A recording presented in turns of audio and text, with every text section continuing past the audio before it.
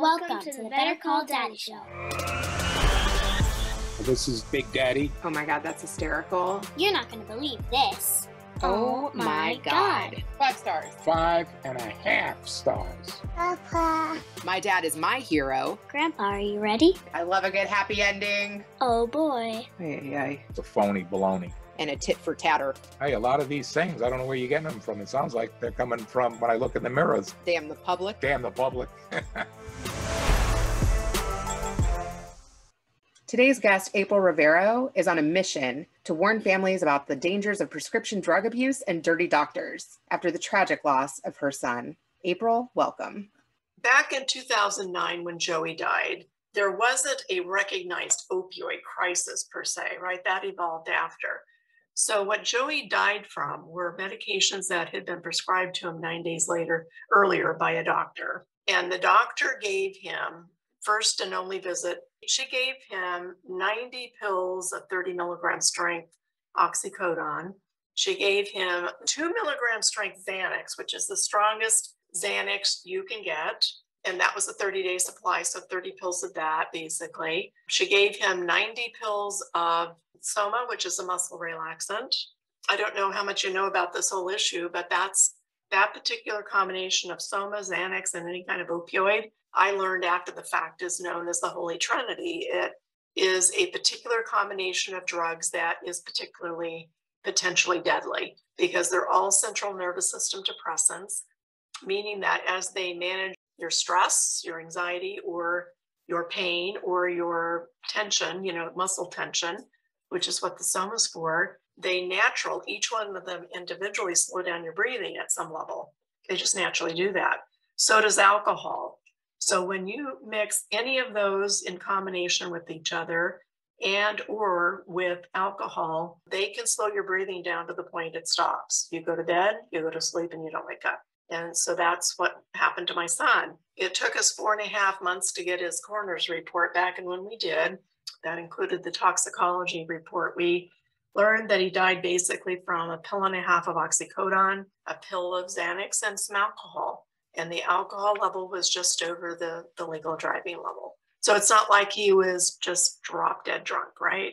So, first of all, we were just horrified. There was no history of addiction or, historical issues with Joey at all. Back in those days, the kids did use Facebook. They don't so much. They've kind of evolved off of that platform. But at the time, they used Facebook, and I was Joey's friend on Facebook. And so I'm always checking it out to see what's going on. And, what I saw was a lot of partying, obviously, going on the weekends and that sort of thing. And so the conversations we'd have almost every time we saw each other or talked to each other on the phone is like, don't drink too much, It's like, be careful with the alcohol. That was what I worried about. I had no idea that prescription drugs were being used in a party environment there. They were part of the party mix, we call it now. They were recreationally being used to get high with, etc. And I had zero idea of that. I didn't know how potentially dangerous they could be. I didn't know that a couple of pills could kill you, as happened to my son, if mixed with alcohol and each other. So first of all, we're horrified and just devastated, as you can imagine, with the loss of this amazing kid. He was just very, very bright, total, just everybody's friend, ready to graduate in 5 months from Arizona State University. So he's a senior, just about out of that university. And then the unthinkable happens after going all the way through high school and, almost all the way through college. And here we have a dead son. It was just horrific. And then for me to learn that prescription drugs at such a level could take the life of this 21-year-old perfectly healthy young man was inconceivable to me. And so, as we're looking at this, as we, are coping with the, getting him back home, burying him the day after Christmas, because this happened just a week before Christmas in 2009. I just kept thinking, we've got to tell the world about this. We need to alert people, because if it can happen to our family, it can happen to anybody. We weren't a family that hardly ever had any prescription meds at all, much less, these heavy duty medications that, he passed away from. Another part of the story is that it took about 6.5, 7 years, but the doctor that prescribed the medication was ultimately convicted of second-degree murder in Joey's case. So she was arrested. She was convicted of his death, along with 2 other young men. and 5 other young men that had been under her care had also died. So I think there were 8 or 9 young people who had died, and she was charged at various levels, there were 3 second-degree murder charges, and the others were illegal prescribing, basically. Convicted of everything, though, and sentenced to 30 years to life in prison. So her case ended up being a very high-profile national case. And the good news about that was, of course, number one, I didn't want her ever prescribing again. I didn't care if she went to jail or not, but she needed to never prescribe again, because we learned, of course, over time that people from every county in Southern California were flocking to her office. She was running a pill mill and prescribing indiscriminately to all these young people that were, many of them getting addicted and ultimately dying from her medication and her treatment. Yeah, so she's serving her time now, and will never practice, because you don't practice ever again having 3 murder charges against you, right? And they're not going to be rescinded. She's already worked all the way through the California State Supreme Court, and they wouldn't even listen to her case. So she's done. As far as I know, there's no other legal recourse for her. So anyway, so on top of dealing with, the devastation of losing our son, and my immediate personal feeling that I needed to make a difference and get the word out, and establishing the NCAPD, the National Coalition Against Prescription Drug Abuse, that became a nonprofit. Joey died in December 2009, and by June 2010, we had the organization up and running. I was speaking even like a month after he passed away. I stood up and spoke at a parent education event that was talking about the prescription drug problem. It wasn't opioid specific at that point. It was about prescription drugs. And so our organization has never focused just on opioids. We certainly have a keen focus on it because it is such a big problem. But I will tell you that there is a not talked about, not discussed, but I believe a raging problem with benzodiazepines. In particular, they're used to treat anxiety. That would be things like drugs like Xanax, Ativan, Valium. We have a big problem, I think, with things like sleep aids like Ambien. That can be amnesia can affect, and people get up and do weird things in the middle of the night and don't even remember what happened to, what they did. So we have focused on all of those. And then it was about 2012 that I was really frustrated with my own county's public health care system, public health, meeting with the highest level officers within the county and, sharing our personal story and encouraging them, should say, insisting that they do more than they were doing. They really weren't focused on this issue. And so it took about 3 years. So bottom line is I established at that point, thinking that maybe I could get more support from the county entities, like public health and others. I established on top of, in addition to NCAPDA, I established the Contra Costa County Meds Coalition. So MEDS, MEDS, stands for Medication Education and Disposal Safety. So both organizations, NCAPDA working at a federal level, we work wherever we want to, but with a keen focus on the California Bay Area, because that's where we live. That's where we're based. We actually provide fiscal sponsorship for the Meds Coalition. I lead that coalition also. And that's how I came to know Sarah, of course, as I mentioned. So it was really to pull in the county officials and to really get people involved and to understand that this was not an emerging problem. It's now doubled or more in size, over time. When I first started giving presentations, as an example, to community members, whether they were youth or whatever, I think we had about 36,000 people that were dying a year back in 2010 from an overdose. It's now 80,000 people in 2020, and we're expecting that 2021, we could grow to have over 100,000 people die from overdose. And it's not just from prescription drugs, right?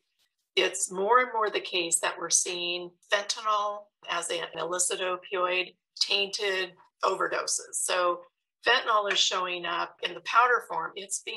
Other drugs are being adulterated with it. So you're finding fentanyl and cocaine, heroin, methamphetamine, even marijuana showing up in to give it an extra boost, like you need it. And so it's showing up everywhere. And just a few specks of that can kill you. It's extremely potent, extremely dangerous. Additionally, drug dealers will take the powder form and they'll create what look to be real pharmaceutical medications, like Xanax, like all the medications that people are looking for, the most abused. So Vicodin, Percocet, Norco, certainly Xanax, those are showing up on the street. People are buying, trading, buying, whatever, and they're fentanyl. They're either pure fentanyl or they're laced with fentanyl. We've got to get a handle on the prescription opioid prescribing levels. Before, we connected here, I was actually literally on a computer putting together a letter that we're going to send out to all sorts of sports leagues, baseball, whatever it may be. Because in California, we actually passed a law a couple of years ago that I don't think most coaches even know about, that say that before the season starts, so as registration's happening, the student athlete and their parent, if they're under 18, they are supposed to receive an opioid fact sheet that was put together by the CDC that really basically delineates the dangers, the safety elements for opioids, because it's not uncommon for student athletes to get injured. Sports injuries are inevitable. Typically, pain is involved, obviously. Now, it may be mild to severe pain, but it's not uncommon for opioids to be prescribed even for mild pain in a sports injury situation. So if the kids and their parents don't know that, hey, these can be addictive, if you mix them with alcohol or with other substances, you can literally die from them, from overdose. They don't know. There's a very low perception of harm, even still, for prescription-related drugs. And the opioids are the ones that are probably the most immediately dangerous that we have to get the word out about. And they didn't see it coming. They didn't ask for it. They don't know what to watch out for. Even the CDC has said with their guidelines that they put out, I think in 2012, even post-surgically, either avoid them completely if you can, depending on your pain levels. You may not be able to do that, but minimize. Take those opioids for the smallest, the shortest amount of time possible. Doctors shouldn't even prescribe them for longer than 3 to 5 days. And they do. Often they'll give you a 30-day supply. Well, if you take them for 30 days, you are at high risk for developing an opioid use disorder. Your body's going to become dependent on them, meaning that you can't just stop without feeling the withdrawals from those opioids. They're going to make you really sick. When one person in the family has an opioid use disorder or any kind of use disorder, the whole family suffers. Friends, everybody that loves or cares about that person, they're part of the, they're caught up in this. It's a horrible cycle. So what our organization is trying to do is educate so people don't go down that path in the first place. So through education, policy change, legislative advocacy, where we have those opportunities, that's where we work. And we work with a lot of other organizations out there. When I first started NCAPDA, I felt like I was a lone ranger. And my concept initially was, okay, let's start this organization, try to build others out there, so that by then I was starting to connect with other parents in particular who lost their kids. So what can we do to have them start a little local chapter and they can work under our umbrella? So over time, there was also another organization back in 2012 that I personally helped form. It was called the Fed Up Coalition and still exists. So I'm one of the executive what do we call ourselves? The executive steering committee members for that organization. And we work to drive federal action. So it's through our efforts and other organizations that we work with that, we've been able to stimulate a response from the president back in Obama's days. There had never been a word about this issue until, we wrote a letter saying, President Obama, this is a huge problem. We are parents, we represent parents from around the country. You need to step up and say something and do something about this issue. So just about the time he was leaving, he did. And then we had Trump come in. People love him, people hate him, whatever, it doesn't matter to us. The bottom line is, even in his inaugural speech, he mentioned for the first time any president had the opioid or the prescription drug and the opioid issue, and that he was going to plug money into it, and he did. That was the first stream of funding that we saw come down from our federal government. What was your son prescribed that medication for? Well, I mentioned that earlier. So he really had no problems. The key was pill mill doctors, as this doctor was. They don't care what your problems are. So, he was coached on what to say when he went into the doctor's office by, kids at Arizona State that were going to her routinely, right? So all he had to do is say, I'm anxious. I got pain in my shoulder. But there was no exam. It was like, oh, okay, here you go. So it's just ridiculous. There was really no physical exam. And that's what got her into big trouble in the end, because she was really prescribing without medical reason. There were no medical reasons. And it was just a line out the door, one after another. Sometimes she was bringing multiple people into an exam room.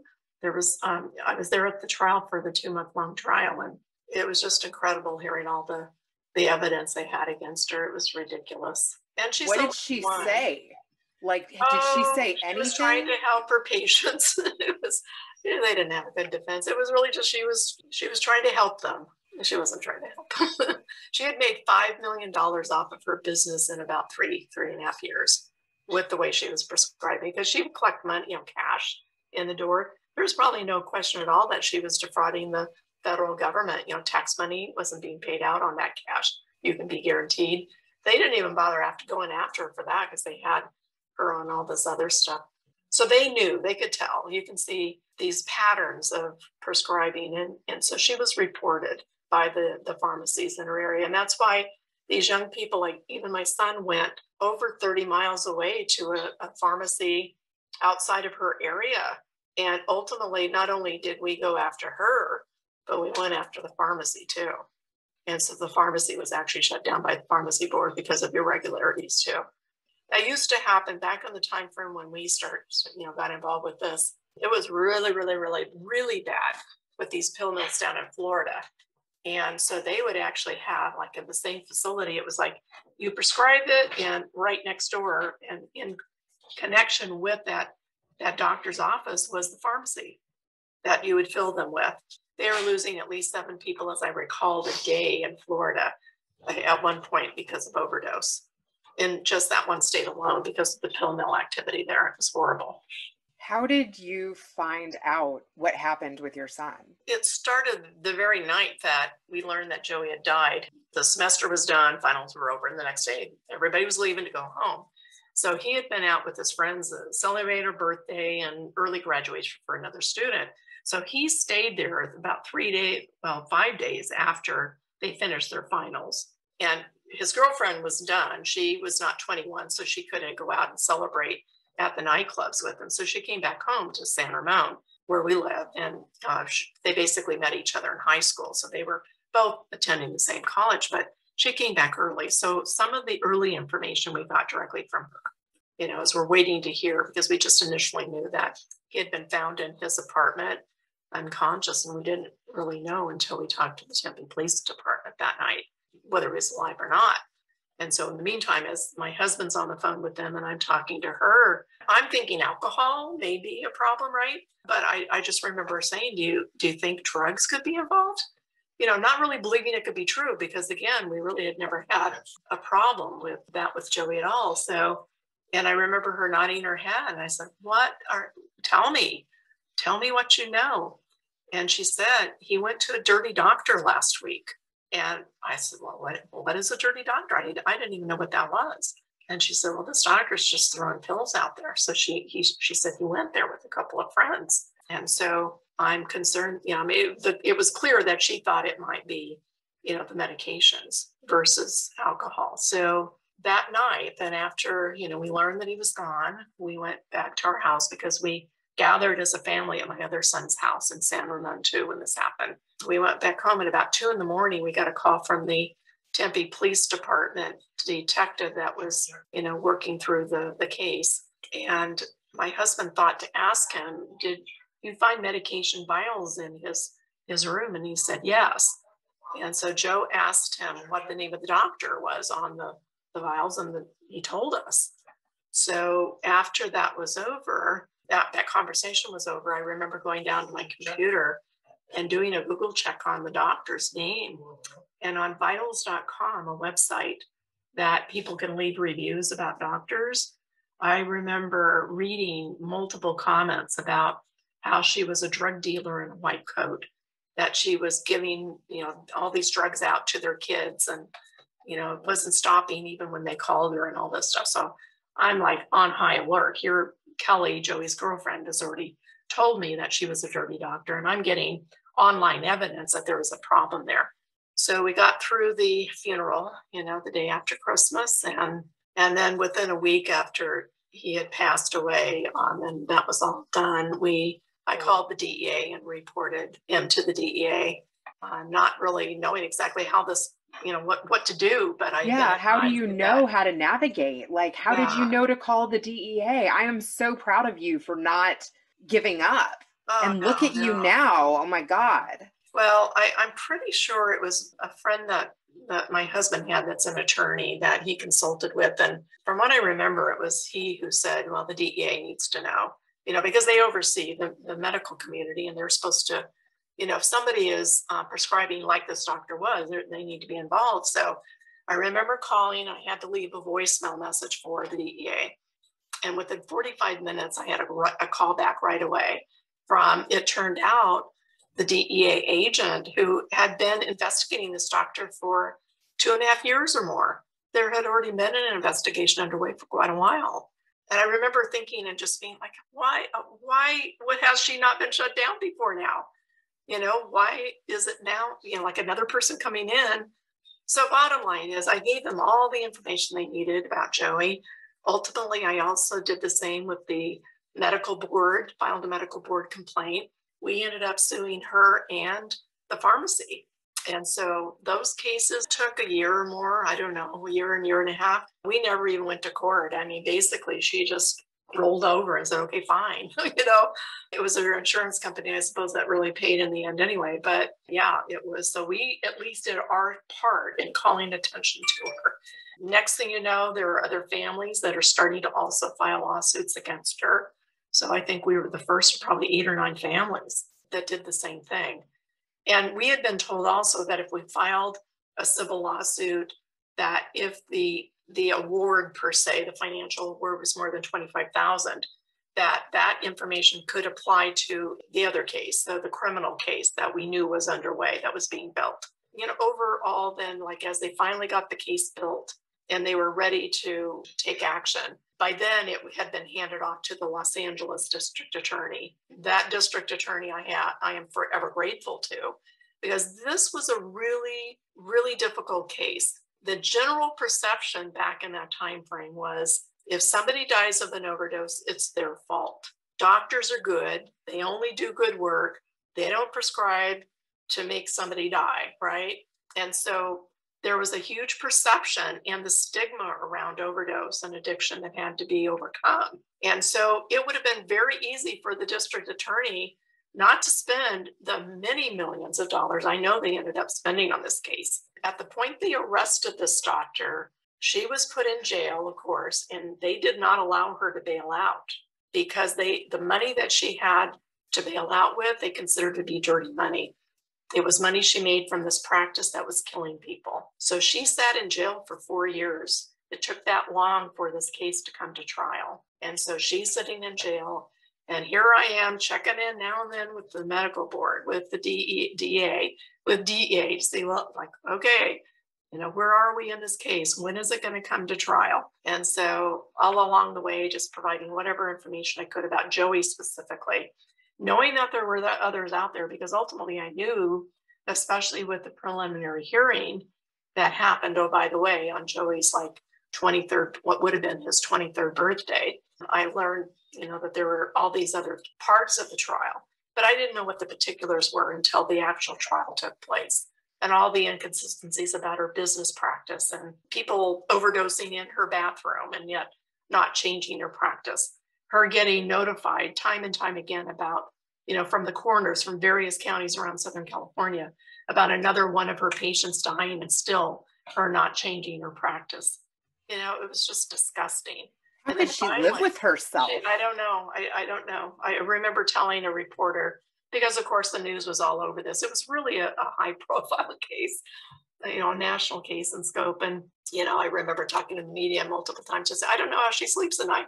I don't know how she can go to bed knowing she's killed all these people and did nothing. And I'm sure she's still not done. There are people walking around now that are still dealing with a substance use disorder that won't make it in the end, right? Eventually they'll overdose, or who knows how many people have gone to jail, have been incarcerated because of their addiction problems, that resulted in crime to support them. That stimulated from her prescribing. It's just disgusting. So, How long was she in practice? For that practice, she had started out, as I understand it, as a infectious disease doctor. So she was working in a hospital setting, but then she had a couple of children, and her family was encouraging her to leave that and go to work with her husband, who was also a doctor. So they were actually working together in the same practice. And so it's very interesting that she was the one that was, in effect, nailed, right, with these overdose deaths. He was practicing right beside her. That's the other thing that was disgusting. Like, if he wasn't doing this himself, and he knew, he had to know what was going on, because it had been just a family practice before. You make an appointment, you come in, there's a few people in the office, in the waiting room. This was where there were people literally out the door waiting. They'd get there hours earlier. They didn't even need appointments. They would just wait, take their turn to walk in. There's no doubt that her husband knew what was going on. In fact, after, her situation, it was either after she had been convicted or whatever, he was actually, the medical board did go after him. They suspended his license for 5 years, but they basically gave him an out and said that if you follow these rules, you get, some training on how to be a good doctor, right? This guy had been in practice for years. So if you get the training, if you have to pay for this person to oversee your practice for the 5 years and report to us on a quarterly basis, then you can continue to operate. He deserved to be shut down too. He deserves to be in the cell with her. Yeah, I can't go so far as to say that, because I don't know what evidence they ever pulled together to say that he was responsible for overdose deaths, but there was complicity there. There had to be, and from my perspective. So anyway, he's still practicing. She's in jail. These little kids are growing up without a mom. She's not even eligible for parole. It was 30 years to life in prison without parole until at least 30 years have been served. I will tell you, just like 2 weeks ago, I checked to see if she's still in jail. They're supposed to notify me if anything changes, if there's a parole hearing or anything else, but I don't necessarily trust that I'll hear for sure. So I just go on, and I know what her case, like her prisoner number is, and I know how to get information. And so I know for sure as of 2 weeks ago, she was still sitting in jail down in Southern California. So do you think you'll ever be able to be at peace? More than anything, I just miss my son.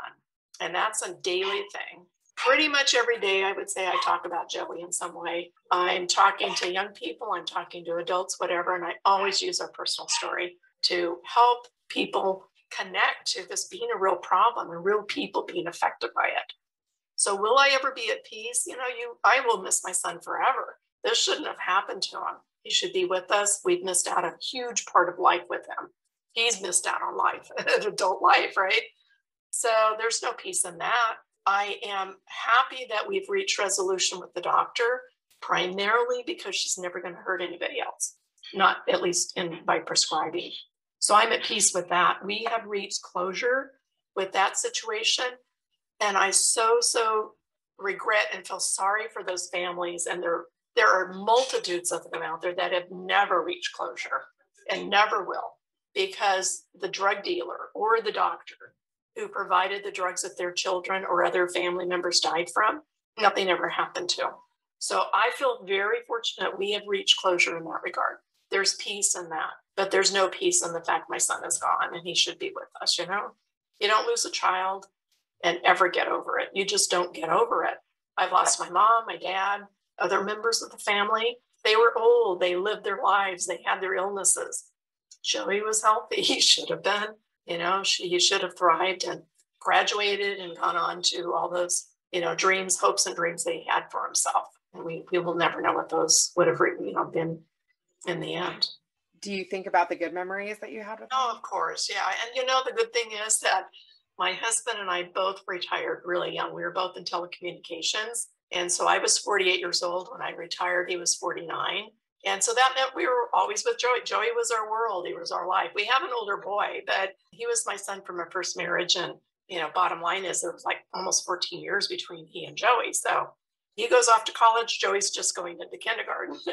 So, I thankfully have grandkids and a wonderful, son and daughter-in-law and grandkids that are a core nuclear family. The key would be that when Joey was young, it was really kind of us, just Joe, I, and Joey, because Jim was off at college and later he was married and all that. So we just have wonderful memories. We did a lot of vacationing, like the outdoors. So we went to Alaska, we went on cruises, we liked to hike and camp. And yeah, so, and Joey was way into sports. So 4 years old, he's playing soccer. And then he's playing very high level soccer, traveling teams and all that. And we were the typical soccer parents, and then we were the typical football parents because, by 8th grade, he wanted to play football, and that's what we did.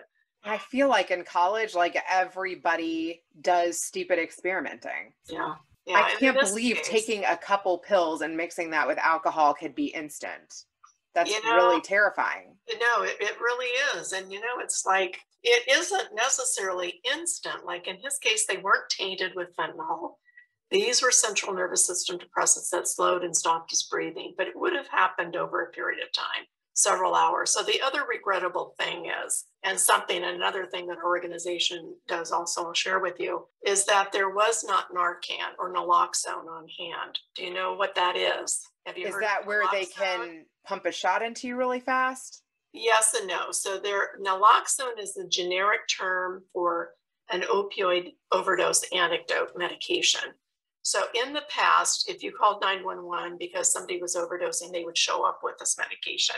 And that's what they would either inject or deliver in some other way for usually an injection.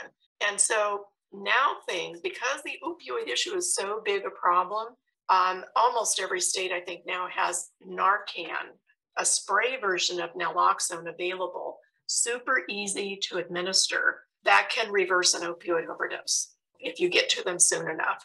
So Joey, I know, was left in his apartment alone in his room without anybody checking on him for hours and hours.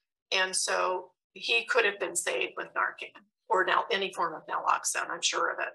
Because even though the Narcan only works on an opioid overdose, and again, in his system, he had alcohol and he had those benzodiazepines, Xanax, basically.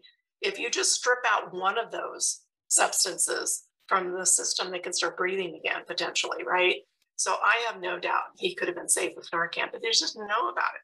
It wasn't even available for the general population. It is now. Can you talk to me about what an overdose does look like? Yeah, basically symptoms would be, first of all, you can't rouse the person. So with an opioid on board, typically you're real sleepy, your breathing slows, of course. And there's a condition called nodding off.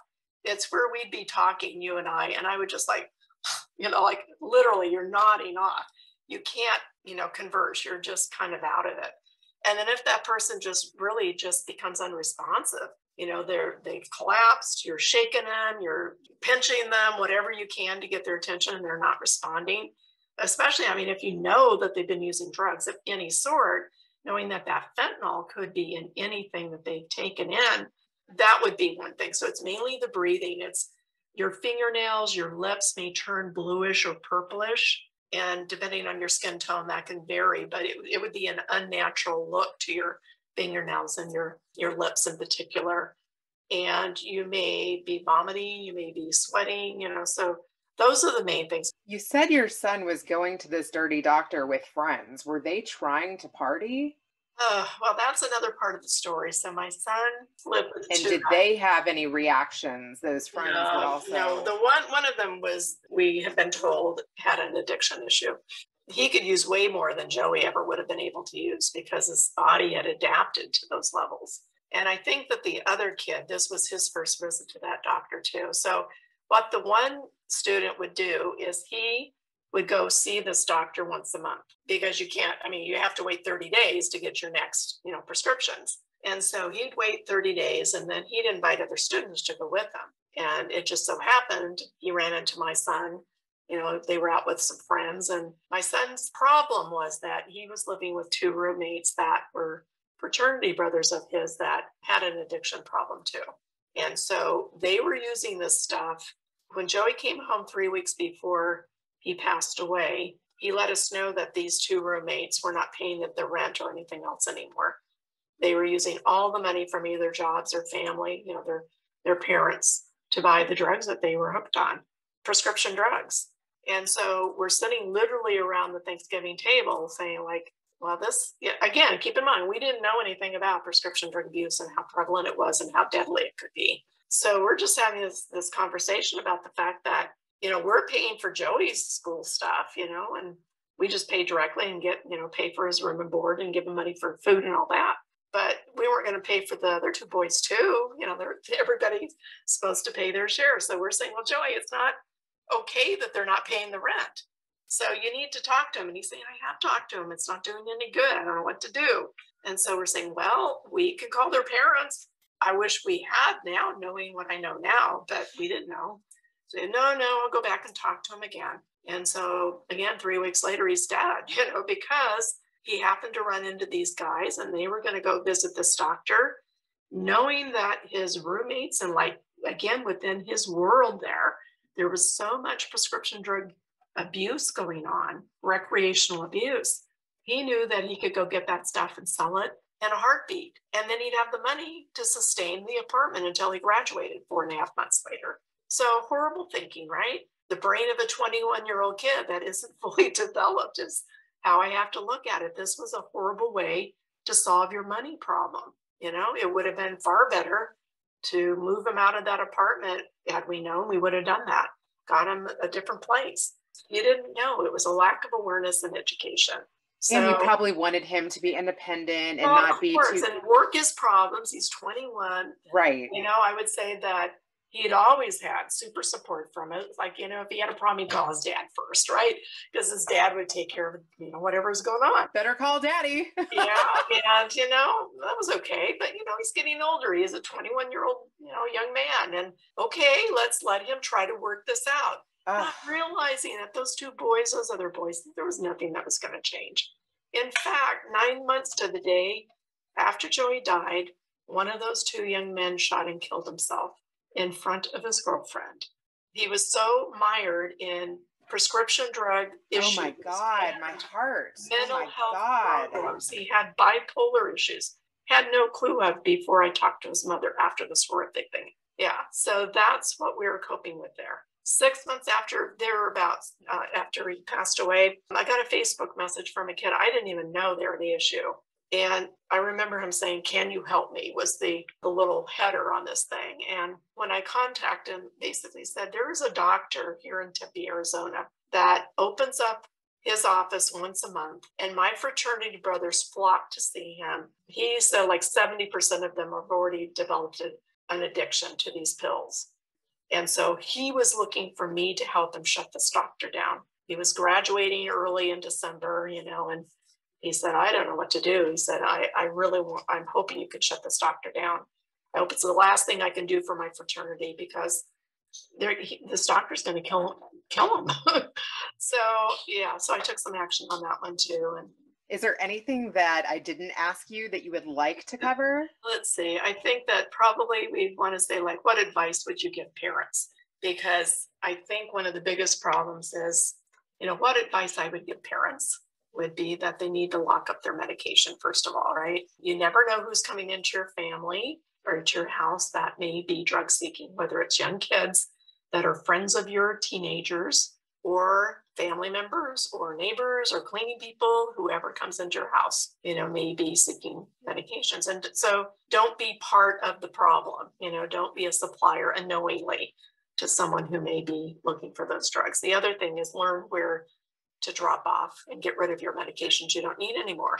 Because typically people just leave their stuff in their medicine cabinet. Over time, it expires. And just because it's expired does not mean it's dead. The medication, in fact, some of it actually becomes more potent over time, interestingly enough. So you want to get rid of it. Most of the time, CVS, Walgreens, these pharmacies are getting more and more of them in all of our states across the country are taking back medications. Typically, there's just a kiosk, a bin close to the pharmacy counter.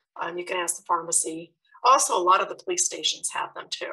What you don't want to do is throw the medication into the toilet or down the drain because it goes into the water system. Even if you put it in the trash, it goes into the water system eventually. So that would be one thing. And then parents need to, when they have a conversation about substance use with their kids, whether it's alcohol or illegal drugs, prescription drugs has to be part of the conversation. And they really, really need to understand that kids, if they want to find drugs, can find them easily. The social media platforms, TikTok, Snapchat in particular, right now are kind of hotbeds for drug activity. That's terrifying. It is terrifying, and they need to absolutely understand that fentanyl's in every community. Wow. Thank you so much for having this conversation with me and like wanting to meet with me beforehand. Is there anything that you would like to ask my dad? Did you learn something from this this podcast? How's that? Yes, it was so good to connect with you. Please Yeah, you keep too. in If touch. there's anything else I can do, let me know, okay? Thanks for listening to the Better Call Daddy Show. Now you can subscribe on Apple Podcasts, Google Play, Spotify, iHeartRadio, and TuneIn. If you've enjoyed this episode of the Better Call Daddy Show, please feel free to review it at ratethispodcast.com/BetterCallDaddy. Add Better Call Daddy Podcast on IG at Rena Friedman Watts on LinkedIn.com.